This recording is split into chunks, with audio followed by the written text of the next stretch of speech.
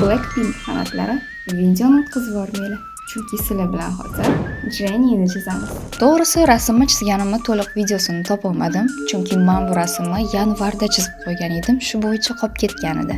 Videoni boshiga qo'shaman deb qidirganimda topolmadim. Menimcha telefonimni 99% xotirasi to'lib bo'lgani uchun videoni o'chirib olganga o'xshayman. No ladno deb borini qo'yib bo'yashdan boshlab yubordim. Faqat bolalarni, futbolchilarni chizuv rasmi deb kommentim bilan direktimni to'ldirib yubordinglar. Shuning uchun bu safar Blackpinkdan Jenny chizishni tanladim. O'zi Lisani juda ham ko'pchilik chizishimni so'raganida, lekin Jenny tayyor rasmi bo'lganligi uchun birinchi uni bo'yab yubora qo'yay dedim. No ko'ramiz endi kimning fanatlari ko'proq ekan. O'zi Blackpinkdagilar juda ham откровенный kiyinar ekan. No men Jenny kiyimini ozgina yopiqroq bo'lsa yaxshi deb o'yladim. Так что kiyimi boshqacha ekan deb не судите строго. Lekin nimagadir bu rasm boshqa rasmlarimni ishlaganimga qaraganda juda ham tez bitdi va o'zim ham mazza qilib ishladim. Menimcha bu odamning xarakteriga ham bog'liq. Aytgancha, agar rasm kerak bo'lsa, u sotiladi. Bemalol direktdan yozishingiz mumkin.